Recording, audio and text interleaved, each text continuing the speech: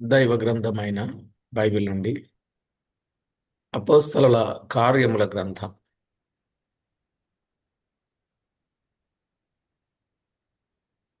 26వ అధ్యాయం.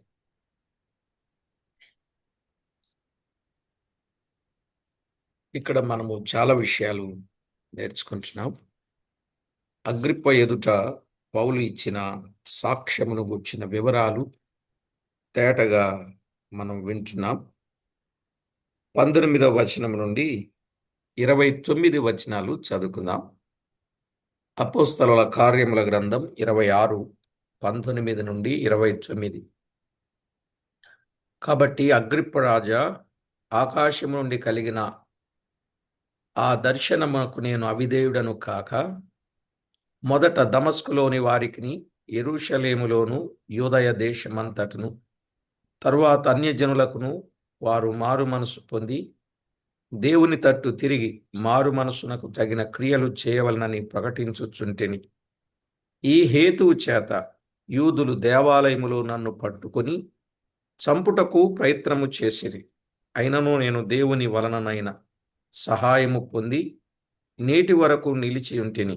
క్రీస్తు శ్రమపడి మృతుల పునరుత్థానము పొందువారిలో మొదటి వాడగుట చేత ఈ ప్రజలకును అన్యజనులకును వెలుగు ప్రచురింపబోవునని ప్రవక్తలను మోషేయు ముందుగా చెప్పినవి కాక మరి ఏమీ చెప్పక అల్పులకును ఘనులకును సాక్ష్యమిచ్చుచుంటేని. అతడు ఇలాగు సమాధానము చెప్పుకొనుచుండగా ఫేస్తు, పౌలా, నీవు వెర్రివాడవు, అతి విద్య వలన నీకు వెర్రి పట్టినదని గొప్ప శబ్దముతో చెప్పాను. అందుకు పౌలు ఇట్లనెను, మహాఘనత వహించిన ఫేస్తు, నేను వెర్రివాడను కాను గాని సత్యమును స్వస్థ బుద్ధియు గల మాటలనే చెప్పుచున్నాను. రాజు ఈ సంగతులు ఎరుగను గనుక అతని ఎదుట నేను ధైర్యముగా మాటలాడుచున్నాను. వాటిలో ఒకటియు అతనికి మరుగై ఉండలేదని రూఢిగా నమ్ముచున్నాను. ఇది ఒక మూలను జరిగిన కార్యము కాదు. అగ్రిప్ప రాజా, తమరు ప్రవక్తలను నమ్ముచున్నారని నేను ఎరుగుదును. అందుకు అగ్రిప్ప, ఇంత సులభముగా నన్ను క్రైస్తవుని చేయ జూచుచున్నావే అని పౌలుతో చెప్పెను. అందుకు పౌలు, సులభముగాను దుర్లభముగాను తమరు మాత్రము కాదు, నేడు నా మాట వినువారందర్ను ఈ బంధకములు తప్ప నావలే ఉండునట్లు దేవుడు అనుగ్రహించునుగాక అనెను. చదవబడిన దైవ లేఖనం కొరకు ప్రార్థన చేసి వాక్యాన్ని ధ్యానం చేద్దాం. ప్రార్థన చేసుకుందాం. ప్రతి ఒక్కరూ ప్రార్థనలో ఏకీభవించండి. ప్రార్థన. జీవాధిపతి అయిన మా దేవా, మీ ఘననామానికి వేలాది వందనములు, కోటాను కోట్లు స్తుతులు స్తోత్రములు చెల్లిస్తున్నాం. మా దేవా, మా ప్రభువా, మమ్మును మీరెంతో ఎక్కువగా ప్రేమించారు, కృపతో జ్ఞాపకం చేసుకున్నారు. ఏ యోగ్యత లేని మమ్మును దర్శించి నశించి నరకానికి వెళ్ళిపోతున్న మా పట్ల మీరు కృప చూపి నాశనమను గోతి నుండి మమ్మును రక్షించి నిత్యత్వములో అమరత్వము కలిగిన వారముగా ఉండడానికి మమ్మును మీరు ఎన్నుకొని ఏర్పాటు చేసుకున్న మీ ప్రేమ కొరకై కృతజ్ఞతలు. మా ప్రభువా, సమస్తమునకు ఆది సంభూతుడవైన మా దేవా, సమస్త విషయాలలో కరుణ చూపి కాపాడి మేలు చేస్తున్నవాడవు. వాక్యములో ఉన్న వాస్తవాలు దినదినము అనుదినము మాకు బయలుపరుస్తూ ఉన్నవాడవు నీవే. అందుకే కృతజ్ఞతలు. ఈ దినం కూడా చదివిన లేఖనాలలో నుండి మాతో మాట్లాడి మహిమ పొందుతారని కోరుచు మా ప్రభు అయిన క్రీస్తేసు నామమున స్తోత్రము చెల్లించి స్తుతించి ప్రార్థించి మిక్కిలి వినయముగా బ్రతిమలాడి వేడుచూ ఉన్నాం మా పరమ తండ్రి. ఆమేన్. ప్రభునందు ప్రియులారా, మనము చదువుకున్న దైవ లేఖనాలలో నుండి కొన్ని అమూల్యమైన సంగతులు మనము తేటగా వింటూ వస్తాం. గత వర్తమానంలో 19వ వచనంలో ఉన్న ఆ సంగతి నా ఆకాశమున కలిగిన ఆ దర్శనమునకు నేను అవిధేయుడను కాలేదు అన్నాడు. సారీ. దేవుడు కలుగ చేసిన దర్శనమునకు ఆయన అవిధేయుడు కాలేకపోయాడు అని చాలా వివరంగా చెప్పాడు. ఇక 20వ వచనములో మొదట దమస్కులోని వారికిని, యెరూషలేములోను యూదయ దేశమందంతటను తరువాత అన్యజనులకును వారు మారు మనసు పొంది దేవుని తట్టు తిరిగి మారు మనసునకు తగిన క్రియలు చేయవలనని ప్రకటించుచుంటిని అన్నాడు. ఇక్కడ మనము జాగ్రత్తగా ఆలోచన చేస్తే దేవుని సంకల్పం మానవుని స్వేచ్ఛను హరించివేయవు గాని తాను ప్రభు సేవ చేసేంతకు సొంత ఆలోచన ఫలితం కాదు, మనుషుల ఉపదేశం కాదు గాని దేవుడు పరలోకము నుండి చెప్పిన వర్తమానం అని పౌలు నొక్కి చెబుతా ఉన్నాడు. పరలోకము నుండి దేవుడు చెప్పిన వర్తమానం, దేవుని సంకల్పం, మనుషుల ఉపదేశం కాదు, సొంత ఆలోచన కాదు. ప్రభు సేవలో ఉన్న పారమార్థిక సత్యాన్ని ఆయన చాలా వివరంగా తేటగా తెలియజేస్తూ ఉన్నాను అని చెప్తా ఉన్నాడు. గల్తీ పత్రిక 1వ అధ్యాయం 11-12 వచనాల్లో కూడా ఆయన వివరంగా చెప్పాడు. గల్తీ పత్రిక 1:11-12 దేవుడు వెల్లడి చేసిన దానికి అతడు అవిధేయుడు కాక తన జీవిత కాలమంతా దేవునికి విధేయుడుగానే గడిపాడు. నిజమే. అందులో నేను దమస్కులోను, యెరూషలేములోను, యూదయలోను అన్యజనులకును మారు మనసు పొంది దేవుని తట్టు తిరిగి తగిన క్రియలు చేయవలెనని ప్రకటించాను అని చెప్తున్నాడు. ఇక్కడ 2 సంగతులు గమనించాలి. ఒకటి, మారు మనసు పొందాలి, దేవుని తట్టు తిరగాలి. మారు మనసు పొందాలి, దేవుని తట్టు తిరగాలి. రెండవది, దేవుని తట్టు తిరిగాము అని తగిన క్రియల ఫలం కనబడాలి. అంటే ఒకటి విశ్వాసం, 2 క్రియలు అని అర్థం. ఈనాడు ఏ ఒక్కరైనా ప్రభు వైపు తిరిగారు, ప్రభు నమ్ముకున్నారు అనే సాక్ష్యము ముఖ్యం. రెండవది, వీరు ప్రభువును పోలి నడుచుకొనుచున్నారు అనే సాక్ష్యం రెండవది. ఇవి చాలా ఇంపార్టెంట్. ప్రభువు నమ్ముకున్న వారు ఏం చేయాలి? ప్రభువును పోలిన జీవితాన్ని జీవించాలి. అదే క్రియల ఫలం. ఈరోజు చాలా మంది ప్రభువును పోలిన వారుగా కనపడటం లేదు. ప్రభు పోలికలోనికి మార్చబడిన అనుభవములోనికి రావటం లేదు. ప్రభువు నమ్ముకున్నాం, మేము క్రైస్తవులం, మేము దేవుని పిల్లలం అని చెబుతున్నారే గాని సరి అయినటువంటి మార్పు అనేది వ్యక్తుల జీవితంలో లేదు. అలాంటి అనుభవం కాదు. మనము కొన్ని సంగతులు ఆలోచన చేసినప్పుడు 9వ అధ్యాయములో అపోస్తలుల కార్యముల గ్రంథం 9వ అధ్యాయం పౌలు తన అనుభవములో ఎలాగున మార్పు చెందాడు. 9వ అధ్యాయం 9 నుండి 22 వచనాలు. ఆయనను గురించిన సాక్ష్యం చూశారా? ఎంత బాగుందో. దమస్కులోనున్న శిష్యులతో కూడా కొన్ని దినాలున్నాడని, యేసే క్రీస్తని ప్రకటిస్తూ ఉన్నాడని, ప్రభువు నామమును బట్టి ప్రార్థన చేస్తున్నాడని, ఆయన ఎక్కువగా బలపడ్డాడు అని ఆ 22 వచనాలలో అక్కడున్న మాటలు మరలా చెప్తున్నా. శిష్యులతో ఉన్నాడు, సహవాసానికి ప్రాముఖ్యత. 2, యేసే దేవుని కుమారుడని ప్రకటిస్తున్నాడు, ప్రభువును గూర్చిన ప్రకటన. 3, 21 వచనం, ప్రభు నామమును బట్టి ప్రార్థన చేస్తూ ఉన్నాడు. 4, ఎక్కువగా బలపడ్డాడు. సౌలు మరి ఎక్కువగా బలపడి అనే మాటలు.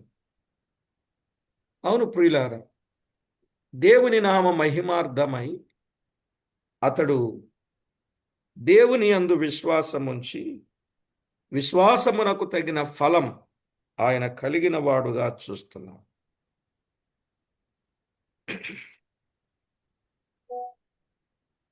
ఇక 13వ అధ్యాయం 46వ వచనంలో,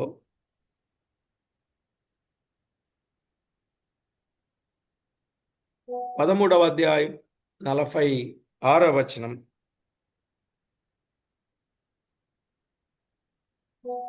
మీరైతే నిత్య జీవమును త్రోసివేశారు, అపాత్రులనుగా ఎంచుకున్నారు, కానీ మేము నిత్య జీవమును గూర్చి ప్రకటన చేస్తున్నామని పౌలు బర్నాబా ధైర్యంగా మాట్లాడిన సంగతి. ఇక 20వ అధ్యాయం 20వ వచనము నుండి 21 వచనం అయితే, ప్రయోజనకరమైనది దాచుకొనకుండా ప్రకటిస్తున్నాం అన్నాడు. 24వ వచనంలో తన ప్రాణాన్ని ప్రియంగా ఏమాత్రము ఎంచుకొనలేదు అనే విషయాన్ని కూడా ఆయన తేటగా స్పష్టంగా చెప్పిన సందర్భాన్ని మనం గుర్తిస్తాం. సరే, ఏది ఏమైనా ప్రభునందు ప్రియులారా, పరిశుద్ధ గ్రంథమైన బైబిల్ నుండి నిజమైన పశ్చాత్తాపం వలన పూర్తిగా మారిపోయాడు. మారు మనసు హృదయ స్థితిని చూపుచూ ఉన్నది. పాపమును విడిచిపెట్టి దేవుని చిత్త ప్రకారము చేయుటయే మారు మనసు అన్నట్టు ఆయన చెబుతూ ఉన్నాడు. 8వ అధ్యాయం 22వ వచనంలో ఆయన చెప్పిన మాట మనము స్పష్టంగా గుర్తిస్తాం. చెడుతనమును మానుకొని మారు మనసు నొంది ప్రభువును వేడుకొనుము అన్నాడు. చెడుతనమును మానుకొనుటయే మారు మనసు. అర్థమైందండి? చెడుతనాన్ని ఎవరైతే మానుకుంటారో వారే మారు మనసు పొందినవారు. ఇలాగున ఈ సంగతులన్నీ పౌలు యూదులకు ఏం చేశాడు? తెలియజేశాడు. అయితే యూదులు ఏం చేస్తున్నారు? వారు నన్ను చంప ప్రయత్నము చేసిరి అని చెప్పాడు. నిజమే, ఎన్నిసార్లు చంపాలనుకున్నారో, ఎన్నిసార్లు, ఒక్కసారా రెండుసార్లా? చంపాలనే ఆలోచన, శబదము పూనారు, ప్రమాణము చేశారు, అన్నపానములు మానారు, దివారాత్రులు కనిపెట్టుకుని కాచుకొని ఉన్నారు. ఈ వచనాలన్నీ మనం ఎరుగుదు. కాబట్టి ప్రభునందు ప్రియులారా, ఇంత ఘోరంగా ఆయనను చంపు వరకు మేము తీరిక కలిగి ఉండం అని చెప్పారు. అయినను దేవుని వలన సహాయము పొంది సజీవుడుగా ఉండి క్రీస్తు శ్రమపడి మృతులలో నుండి పునరుత్థానము పొందిన వారిలో మొదటి వాడగుట చేత ఈ ప్రజలకు అన్యులకు వెలుగు ప్రచురింపబోవునని ప్రచురించుచుంటిని అని 22వ వచనంలో చెప్పాడు. చూసారా, నేను దేవుని సహాయము పొందాను, నేటి వరకు నిలిచి ఉన్నాను. క్రీస్తు శ్రమపడ్డాడు, మృతులలో నుండి తిరిగి లేచాడు. ఆ సంగతి ఈ ప్రజలకు, అన్యజనులకు వెలుగు ప్రచురింపబోవునని ప్రచురించుచుంటిని. నిజమే, దేవాది దేవుడు ఆయన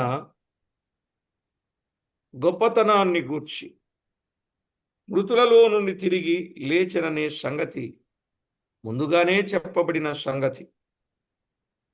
అపోస్తల కార్యాలు 3వ అధ్యాయం 18వ వచనం.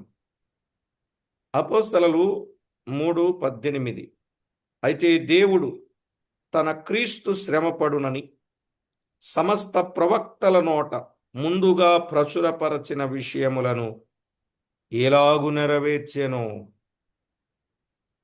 క్రీస్తు శ్రమపడునని సమస్త ప్రవక్తల నోట ముందుగా ప్రచురపరచిన విషయం, ముందుగానే దేవుడు తెలియజేసిన సంగతిని తేటగా చెప్పే ప్రయత్నాన్ని ఆయన చేస్తున్నాడు అనే సంగతి మనకు అర్థమవుతుంది. సరే, ప్రభునందు ప్రియులారా, కొరింథీయులకు రాసిన మొదటి పత్రికలో కూడా 15వ అధ్యాయం 20 నుండి 23 వచనాలు కూడా, 15వ అధ్యాయం 20 నుండి 23 వచనాలు ఆయన ప్రకటించిన సంగతి, ప్రచురించిన సంగతి తేటగా మనం చూస్తాం. ఆయనను గూర్చి సమాచారం ఎవరికైతే తెలియదో వారు చూతురనియు, వినినవారు గ్రహింతురనియు వ్రాయబడిన ప్రకారం, ప్రచురణ అంటే వ్రాసినది, వ్రాయబడిన ప్రకారం ఏం చేస్తున్నాడు ఆయన? తెలియజేస్తూ వచ్చాను అని చెప్తున్నాడండి. వ్రాయబడిన ప్రకారం తెలియచేస్తూ వచ్చాడు. అవును, ప్రవక్తలు ముందుగా చెప్పిన సంగతులు, ప్రచురము చేసిన సంగతులు తెలియజేస్తూ వస్తున్నాడు. అంతే తప్ప తన సొంత ఉద్దేశం కానీ సొంత ఆలోచన కానీ ఏమీ లేదు అని చెప్తున్నాడు.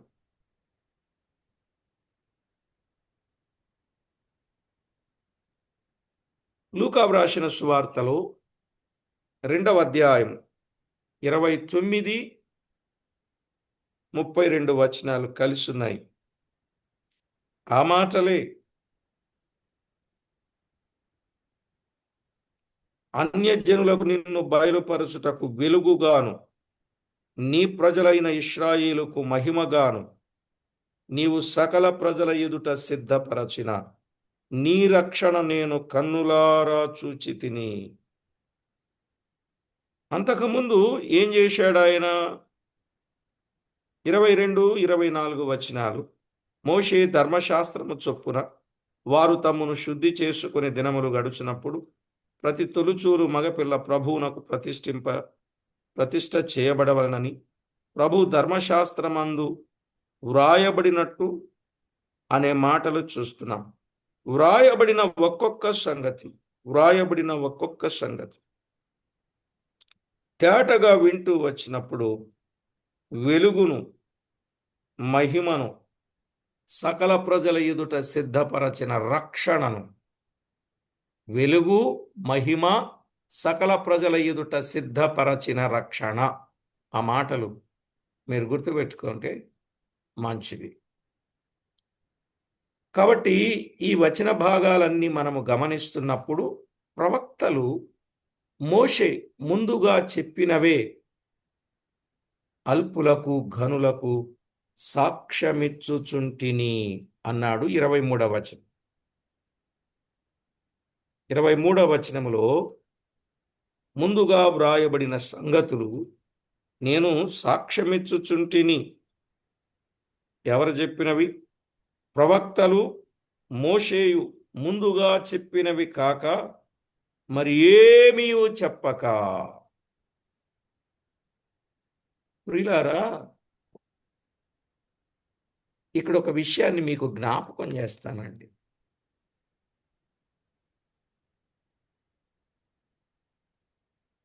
మోషే ఎవరు చెప్పిన సంగతులు? ప్రవక్తలు,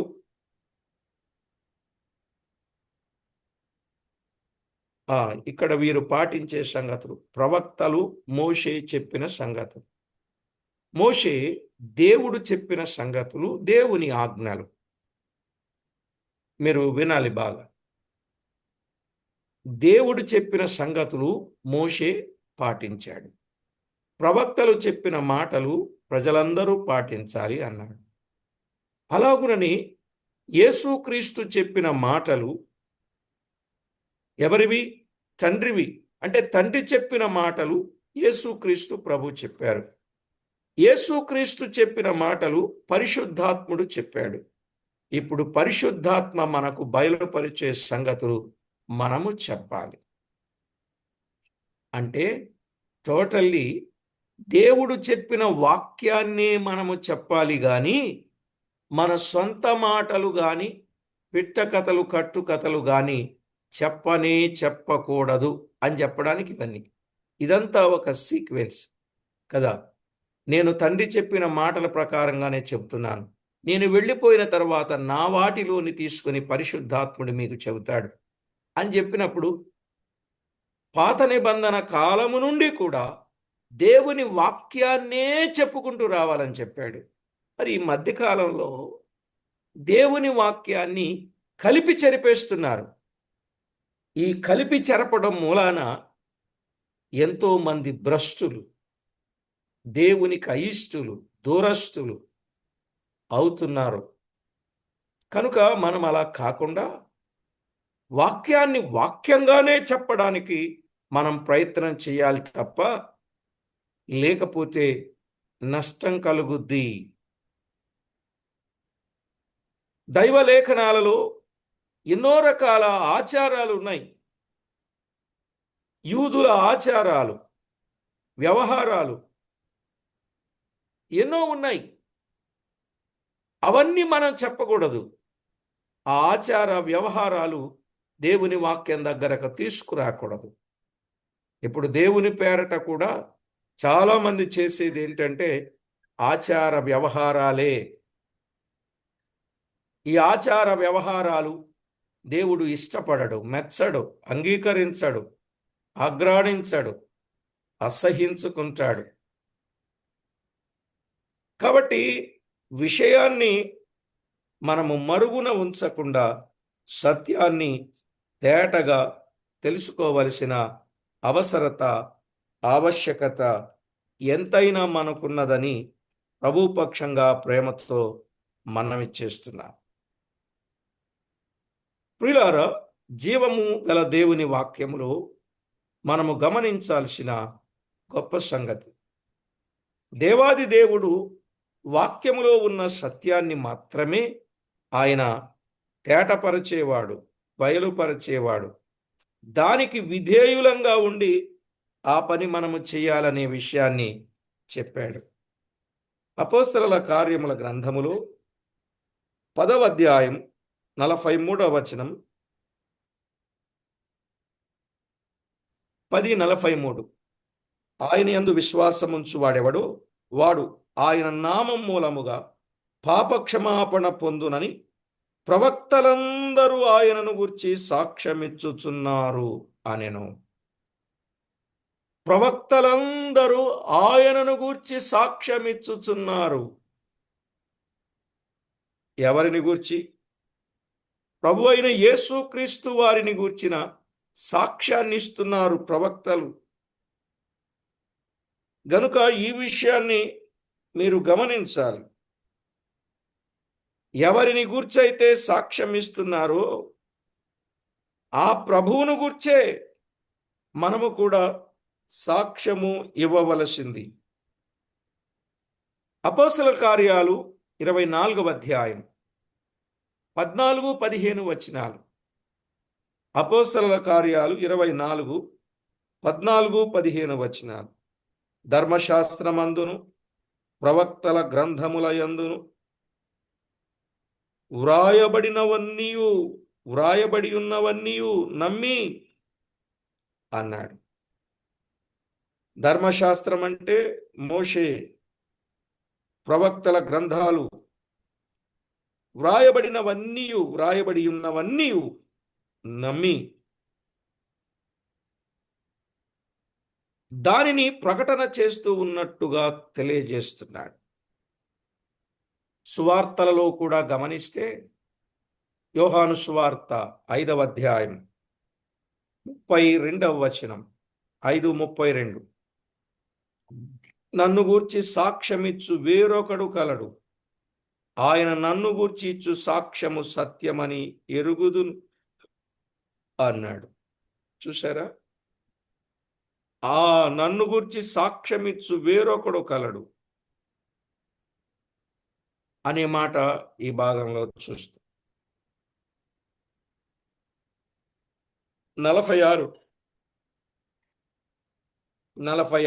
5:46 యోహాను సువార్త. అతడు నన్ను గూర్చి వ్రాసెను గనుక మీరు మోషేను నమ్మినట్టయినా నన్నును నమ్ముదురు. ఇప్పుడు ఆయన ఏం చేశారు? లేఖనాలను స్థిరపరచుచు బలపరచుచు వచ్చారు. అతడు నన్ను గూర్చి వ్రాశాడు గనుక మీరు మోషేను నమ్మినట్టయినా నన్నును నమ్ముదురు. 47, మీరు అతని లేఖనములను నమ్మని ఎడల నా మాటలు ఎలాగు నమ్ముదురు అన్నాడు. ఇంత వివరంగా దేవుని వాక్యములో ఉన్న వాస్తవాలు తేటగా తెలియజేస్తూ ఉన్నాడు. లూకా వ్రాసిన సువార్తలో కూడా 24వ అధ్యాయం కదా, 26, 27 వచనాలు. లూకా వ్రాసిన సువార్త 24వ అధ్యాయం 26, 27 వచనాలు. క్రీస్తు ఇలాగు శ్రమపడి తన మహిమలో ప్రవేశించుట అగత్యము కాదా అని వారితో చెప్పి, మోషేయు సమస్త ప్రవక్తలను మొదలుకొని లేఖనములనన్నింటిలో తన్ను గూర్చిన వచనముల భావము వారికి తెలిపాను. మోషేయు సమస్త ప్రవక్తలను మొదలుకొని లేఖనములన్నింటిలో తన్ను గూర్చిన వచనముల భావము వారికి తెలిపాను. ఇదండి, ఇంత వివరంగా పౌలు తేటగా తెలియచేస్తున్నాడు. మనకు ఆచారాలు కాదు. పౌలు అంటాడు, యూదుల ఆచారాలు వ్యవహారాలు అగ్రిప్పరాజుకు బాగా తెలియను గనుక పౌలు మాటలలో గల ప్రభావము గ్రహించుచున్నాడు. పేస్తుకు ఈ విషయాలు తెలియనందున రాజులో కలిగిన మార్పును పేస్తు గమనిస్తున్నాడు. క్రీస్తు చనిపోయి సజీవంగా లేచాడు అని రుజువైన విషయాన్ని పౌలు నమ్మినందు చేత పౌలు నీవు వెర్రివాడవు, వెర్రి పట్టిందని చెప్పాడండి. నువ్వు వెర్రివాడవు, వెర్రి పట్టిందని చెప్పాడండి. ఓ ప్రియులారా, పౌలును వెర్రివాడన్నారండి, పౌలుకు వెర్రి పట్టిందన్నారండి. పిచ్చివాడవని కొందరు, భూలోకమును తలక్రిందులు చేయువారని కొందరు. ఒక మాట కాదు, ఎన్నెన్ని మాటలన్నారో, ఎన్నెన్ని మాటలన్నారో. నిజమే, 24వ వచనంలో ఆయనను ఆ విధంగా మాట్లాడిన సందర్భం మనకి కనబడుతుంది. అతి విద్య వలన నీకు వెర్రి పట్టింది అన్న. నిజమే, సిలువను గూర్చిన వార్త నశించు వారికి వెర్రితనం అన్నాడు కదా. నశించే వారికి సిలువను గూర్చిన వార్త ఎలాంటిదండి? వెర్రితనమే. వెర్రితనంగానే కనబడుతుంది. నశించే వారికి వెర్రితనంగానే కనబడవచ్చు.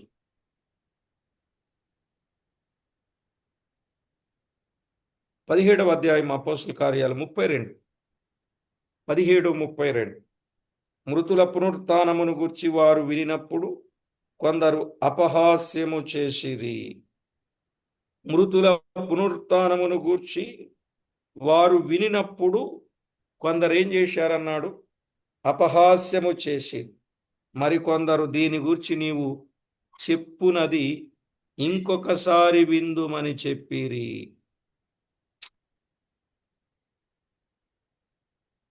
పునరుత్థానాన్ని గురించి చెబుతా ఉంటే అపహాస్యము చేసిరి అన్నాడు. కొరింథీయులకు పౌలు రాస్తూ వారికి అర్థం కాదులే, నశించే వారికి అది వెర్రితనంగానే ఉంటుంది అని చెప్పాడు. 1:18 కదా.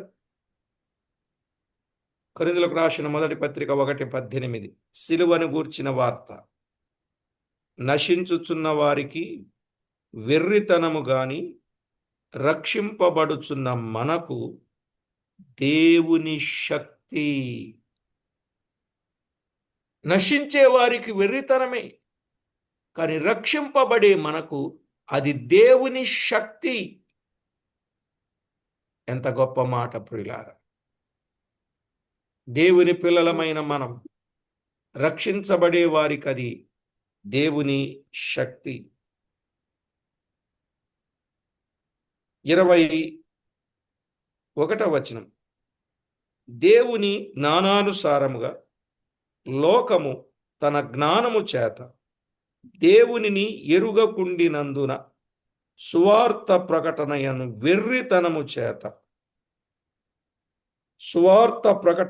వెర్రితనము చేత నమ్మువారిని రక్షించుట దేవుని దయాపూర్వక సంకల్పమాయను.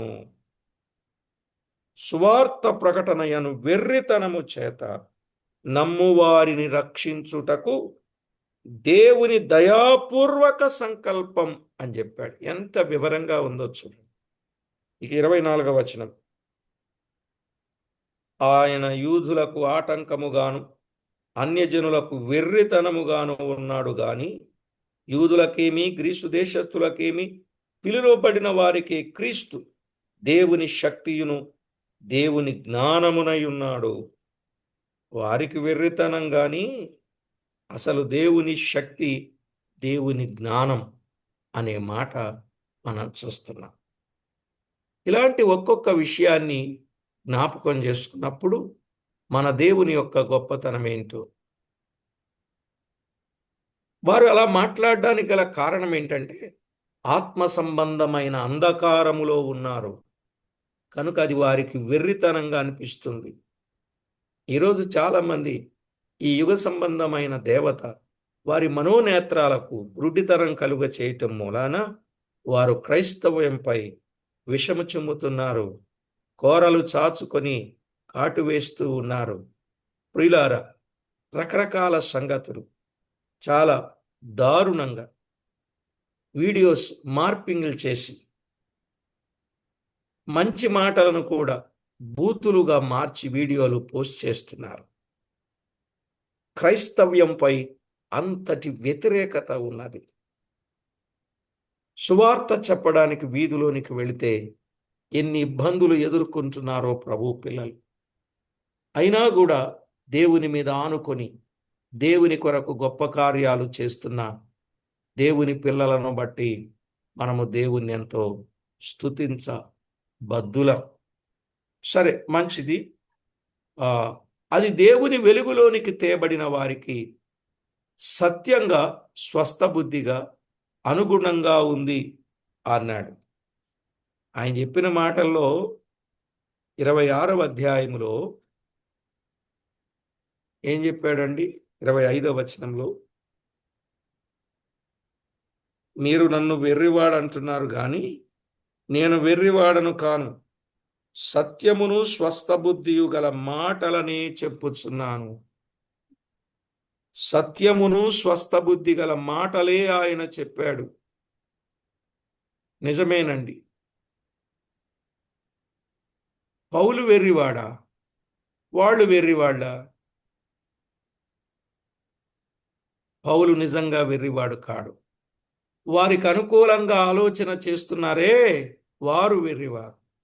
సత్యానికి భిన్నంగా తీర్పు చేయడానికి కూర్చున్నారే, వారి వెర్రివారు. దేవుని మాటలు పౌలు అంతమంది సభలో చెబుతూ ఉన్నా నమ్మని వారుగా ఉన్నారే, వారు వెర్రివారు. దేవుని వాక్యాన్ని సంవత్సరాలుగా వింటూ ఆ చొప్పున చేయకుండా జీవిస్తున్నారే, వారు వెర్రివారు. పౌలు ఎందుకు వెర్రివాడయ్యాడు? పౌలు వెర్రివాడు కాడు. ఏం చేస్తుంది అసలు దేవుని వాక్యం? కీర్తనల గ్రంథములో దేవుని వాక్యం మనల్ని ఏం చేస్తుందండి? ఏం చేస్తుందో చూడండి ఒక్క మాట.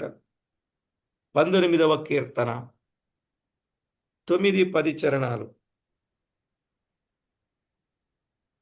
యెహోవా యందైన భయము పవిత్రమైనది, అది నిత్యము నిలుచును. యెహోవా న్యాయ విధులు సత్యమైనవి, అవి కేవలము న్యాయమైనవి. అవి బంగారు కంటెను విస్తారమైన మేలిమి బంగారు కంటెను కోరదగినవి. తేనె కంటెను జుంటె తేనె దారల కంటెను మధురమైనవి. అలాంటి వాక్యం వీళ్ళకి వెర్రితనం. ఏమండి? అలాంటి వాక్యం వీళ్ళకి వెర్రితరంగా ఉంది. చూసారా?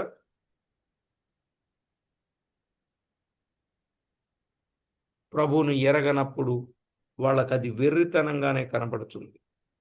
ఆయనను గూర్చిన విషయం వారికి అర్థం కావటం లేదు, అది వెర్రితనంగానే ఉంది. కొరింథీయులకు రాసిన 2వ పత్రిక 5వ అధ్యాయం 13వ వచనాన్ని చదివితే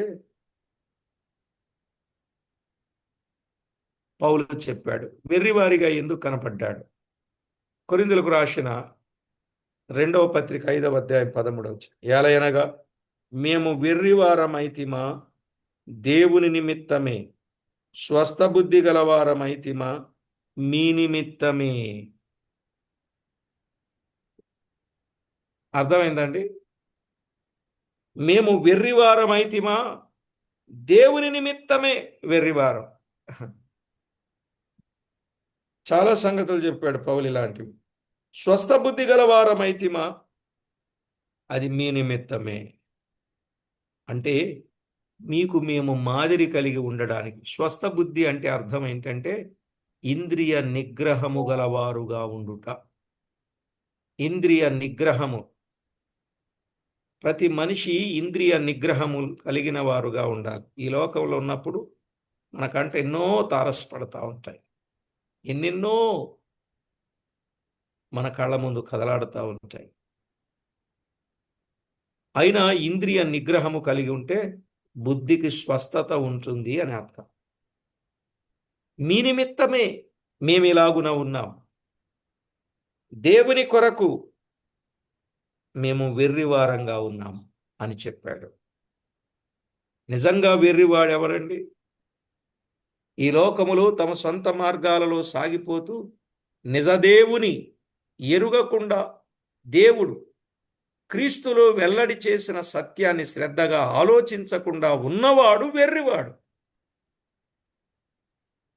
ప్రసంగి గ్రంథం 9వ అధ్యాయం 3వ వచనంలో చూస్తే ఆ వెర్రివాడెవడో చెప్పాడు. 9:3. క్రీస్తుకు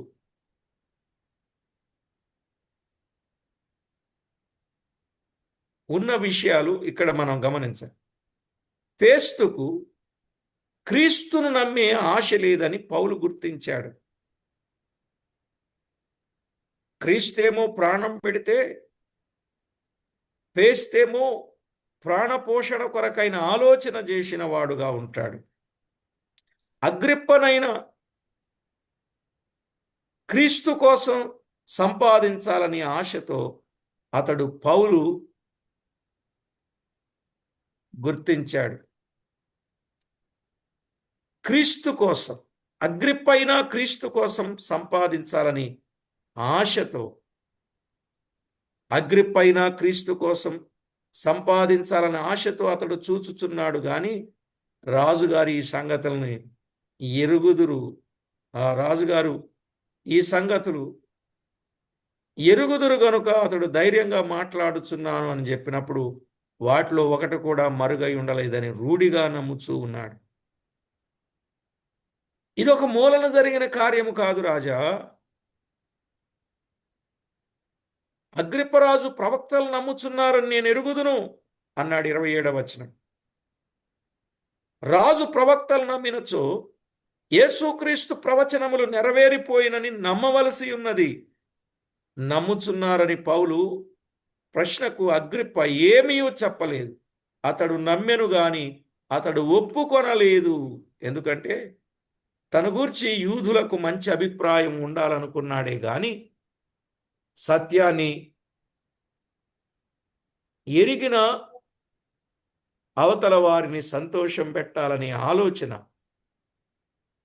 నమ్మకం ఉందని కూడా చెప్పను ఇష్టపడలేదు. ఎందుకంటే తాను పౌలు పక్షం వహిస్తున్నాడని కనబడకుండా ఉండాలనుకున్నాడు. అయి ఉండొచ్చు మనసులో. ఇతడు పౌలు పక్షంగా ఉన్నాడు అని ప్రజలకు తెలిస్తే మళ్ళా ప్రజలు ఈయనకి ఎక్కడికి ఇబ్బంది పెడతారు అనే ఆలోచన. అసలు వీరు న్యాయపీఠం మీద కూర్చున్నారే గానండి, ఎంతసేపు ప్రజలను సంతోష పెట్టాలని. చూడండి, ఈరోజు మనం చాలా మందిని చూస్తున్నాం. ప్రజలను సంతోష పెట్టాలి,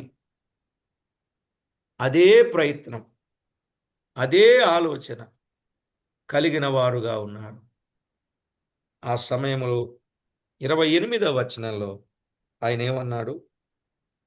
అందుకు అగ్రిప్ప, ఇంత సులభముగా నన్ను క్రైస్తవుని చేయజూచుచున్నావే అని పౌలుతో చెప్పాడు. నన్ను చాలా సులభంగా క్రైస్తవునిగా చేయజూస్తున్నావేంటయా అన్నాడు. ఇక్కడ ఈయన నోట క్రైస్తవుడనే మాట ఈయనకి ఇక్కడ రావటానికి కారణం, క్రైస్తవ్యాన్ని గురించి ఈయనకి తెలుసా తెలియదా? తెలుసు, బాగా తెలుసు. అందుకే ఇది ఆయన చెప్పాడు. అసలు క్రైస్తవుడంటే ఎవరు?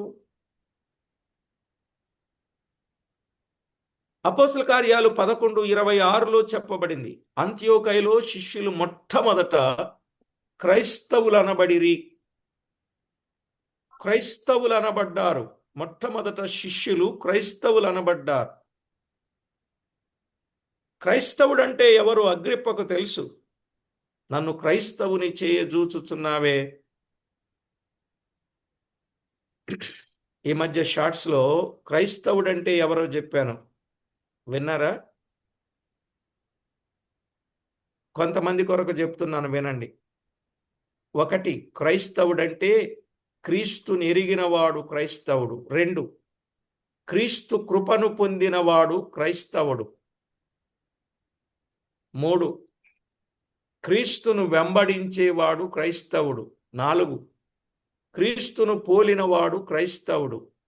5, క్రీస్తు కొరకు సాక్ష్యమిచ్చేవాడు క్రైస్తవుడు. 6, క్రీస్తు కొరకు శ్రమపడేవాడు క్రైస్తవుడు. 7, క్రీస్తు కొరకు సుఖానికి నై సావుకు సై అనేవాడు క్రైస్తవుడని చెప్పాను.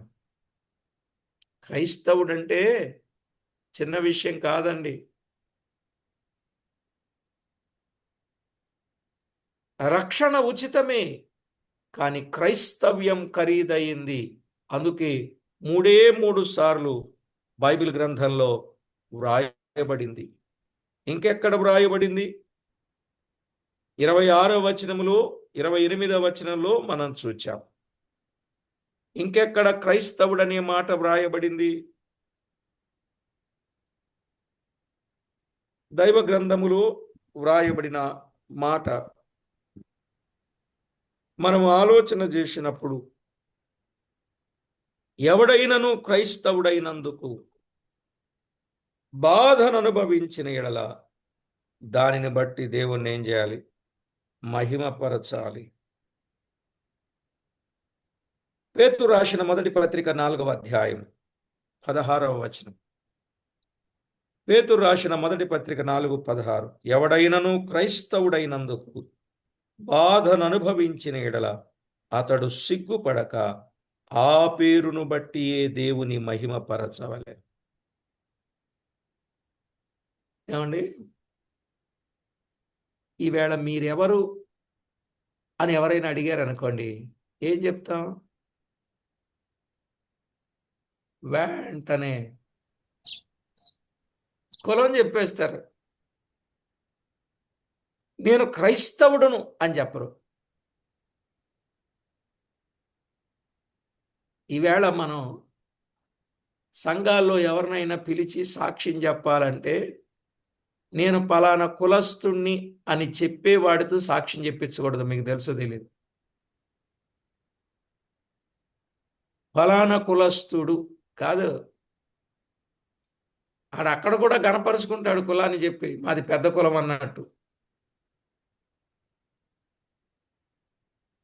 నీ కులం ఏంటయ్యా అంటే నేను పాప కులానికి చెందినవాడని చెప్పాలా. ఏ కులం అండి? పాప కులానికి. ఏ పెద్ద కులస్తుడిని కోస్తే పాలు, చిన్న కులస్తుడిని కోస్తే రక్తం వచ్చుద్దా అండి?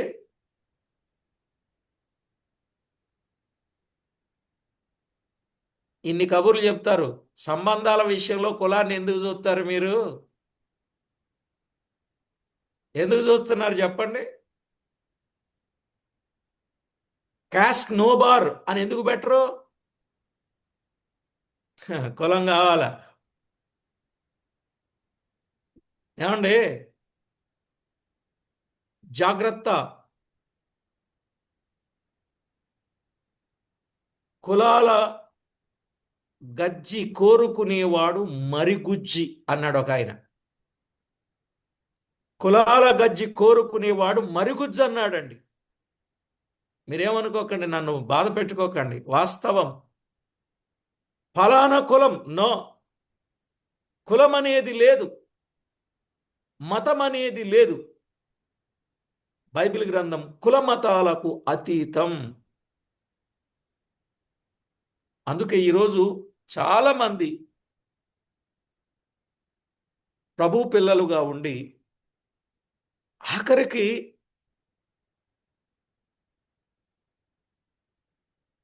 తినే పదార్థాల విషయంలో కూడా ఎక్కడ అవి తినకపోతే పరలోకానికి చేరలేమనే భయంతో చిన్నప్పటి నుంచి పుట్టి పెరిగిన వారు ఆ పదార్థాల జోలికి వెళ్ళని వారు కూడా ఆ పదార్థాల జోలికి వెళ్ళి భుజించే వాళ్ళు ఉన్నారు. ఇక నేను అవి అన్నీ చెప్పాలని నాకు ఆలోచన కాదు. కనుక ఏ ఒక్కరైనా క్రైస్తవుడంటే ఖరీదైనోడు అంతే. మీరెవరంటే నేను క్రైస్తవుడిని. ఈ మాట చెప్పడానికి గట్స్ ఉండాలండి. అదే దమ్ము ధైర్యం ఉండాలి. ఈసారి నుండి కులం చెప్పకండి.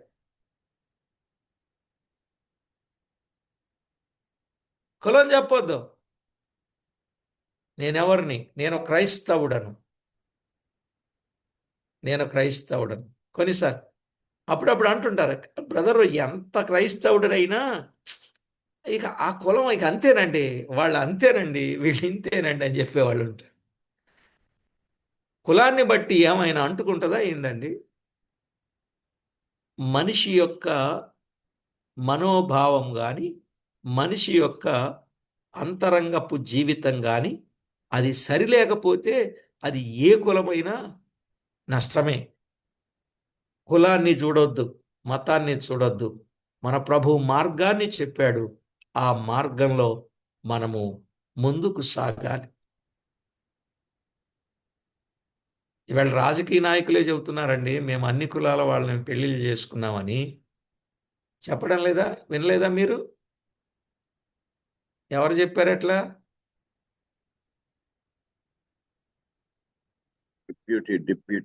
Deputy CM.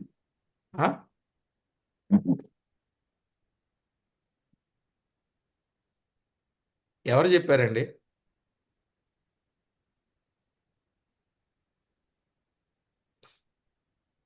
చెప్పేది ఏదో స్పష్టంగా చెప్పండి, రికార్డింగ్లో ఉన్నాం మనం. డిప్యూటీ సీఎం చెప్పాడు కదా, వాళ్ళని వీళ్ళని చేసుకున్నానని. ఎవరు? పవన్ గారు. పవన్ కాదండి కళ్యాణ్. బాబు, ఆయన ఎక్కడ చెప్పారు? వైఎస్ రాజశేఖర్ రెడ్డి గారు చెప్పారు, మేము అన్ని కులాల వాళ్ళను వివాహాలు చేసుకున్నామని.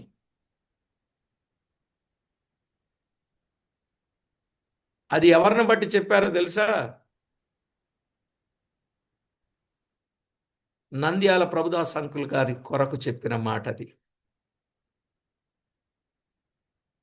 ఆయనకు కుమార్తెలు 4, రకరకాల వారికి వివాహం చేశారు ఒక మాదిరి కొరకు. ఆ సంగతిని ప్రస్తావించాడు ఆయన, దివంగత ముఖ్యమంత్రి గారు. ప్రియులారా, కొన్ని విషయాలు, ఎందుకీ ఆ ప్రభుదాస్ గారు ఎవరు? క్రైస్తవ సత్యాల కొరకు బలంగా నిలబడిన గొప్ప సాధనం. నిలబడటమే కాదు, అనేక స్థలాలలో ప్రకటించిన చక్కని యోధుడు. ఆయన అన్నారు, నంద్యాల ప్రభుదాసరెడ్డి గారు అనంటే, ఏంటయా నా పేరేంటి? ప్రభుదాస్ రెడ్డా? రెడ్డి ఎప్పుడో గడ్డయి కాలిపోయింది, ఇంకెందుకు తగిలిస్తారు రెడ్డి అన్నాడు ఆయన. తెలుసా మీకు? అందుకే నంద్యాల ప్రభుదాస్ గారు అంటారు తప్ప రెడ్డి అనరు. ప్రభుదాస్ రెడ్డి అన్నారా, అయిపోయిందే. ఇలాగున ప్రభు పిల్లలు సత్యం కొరకు నిలబడ్డారు ప్రియులారా. అందుకే నేటి దినాలలో దేవునికి ఎంతో మహిమ ఆపాదించగలిగేటట్లుగా ఆయన ఆఖరి జీవితం ఏంటో తెలుసండి? హాస్పిటల్లో చనిపోయే ముందు కూడా అక్కడున్న స్టాఫ్కి, నర్స్కి, వాళ్ళకి సువార్త చెప్పిన గొప్ప యోధుడు. ఆయన ఎక్కడ సువార్త చెప్పినా అనేక మంది ప్రభు వైపు తిరిగేవారు. గొప్ప దైవజనుడండి. ఆయనతో నాకు చాలా చక్కని సంబంధం ఉండేది. ఆయన భార్య నన్ను కానీ నా భార్యను కానీ చాలా ప్రేమించేవారు, చాలా మర్యాద చేసేవారు. మా దగ్గరికి సారికి వస్తూ ఉండేవాళ్ళు. నేను కూడా నంద్యాలకు అస్తమాట పోతా ఉండేవాడిని. వారి ప్రేమ, వారు చూపిన మాదిరి విధానం కళ్ళకు కట్టినట్లుగా కనపడుద్దండి. అంత పెద్ద ఆయన కూడా మన కొరకు పరిచర్య చేయడానికి ఇష్టపడతారండి. అలాంటి దైవజనుల్ని మనం చూడలేమేమో అనిపిస్తుంది ఈరోజు. ఇప్పుడు మనకు అందరూ అన్ని పట్టుకొని మొయ్యాలి.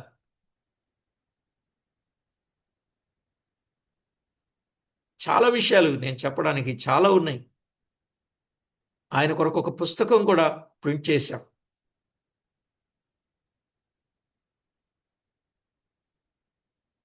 మీరు ఎక్కడైనా దొరికితే చూడండి, నా దగ్గర బుక్స్ అన్నీ అయిపోయాయి.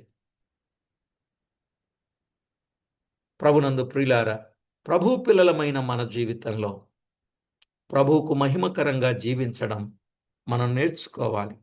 నిజమైన క్రైస్తవుడంటే ఎవరో ఈనాడు కొంతమంది కొరకు మనం చెప్పుకుంటున్నాం, చూశారా? అలాగున రేపు మన గురించి కూడా మంచి సాక్ష్యం చెప్పుకునేటట్లు మనం కనబడాలి.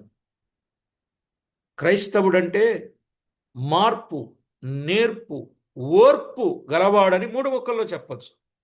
క్రైస్తవుడంటే మార్పు, నేర్పు, ఓర్పు గలవాడు క్రైస్తవుడు అనే భావం ఇందులో ఉంది. కనుక దైవ సేవకునికి ఉండవలసిన లక్షణాలు పౌలులో స్పష్టంగా గమనిస్తాం. అందరూ క్రీస్తునందు విశ్వాసం ఉంచాలని ఆయన ఆశ. కాబట్టి ప్రభునందు ప్రియులారా, దైవ గ్రంథంలో వ్రాయబడిన ఈ సత్యాలు మనం అర్థం చేసుకొని ప్రభువుకు మహిమ ఆపాదించగలిగేటట్లు మనము సిద్ధపడాలి. 29వ వచనం, 26, 29. అందుకు పౌలు, సులభముగాను దుర్లభముగాను తమరు మాత్రము కాదు, నేడు నా మాట వినువారందరూ ఈ బంధకములు తప్ప నావలే ఉండునట్లు దేవుడు అనుగ్రహించునుగాక అన్నాడు. అంటే అందరూ ప్రభు నమ్ముకోవాలి, అందరూ నా వలె ప్రభు కొరకు సాక్ష్యంగా ఉండాలి, కానీ ఏ ఒక్కరికి ఈ బంధకాలు ఉండకూడదు అని చెప్పాడు. అర్థమైందండి? అందరూ నా వలె ప్రభువుని నమ్ముకోవాలి, అందరూ నా వలె ప్రభువును గురించి నమ్మకంగా ఉండాలి, అందరూ నా వలె ప్రభువును గురించి ప్రకటన చేయాలి, కానీ ఏ ఒక్కరికి ఇలాంటి బంధకాలు ఉండకూడదు అని చెప్పాడు. అర్థమైందండి? 29వ వచనం. కనుక ప్రభు పిల్లలమైన మన జీవితంలో ఇంతటి గొప్ప సత్యాన్ని మనము కలిగి ప్రభువుకు మహిమ మనము ఆపాదించాలి. ఇకపోతే 30 నుండి 32 వచనాలు అధిపతుల తీర్మానం అనేది మనము చూడవచ్చు. అధిపతుల తీర్మానం.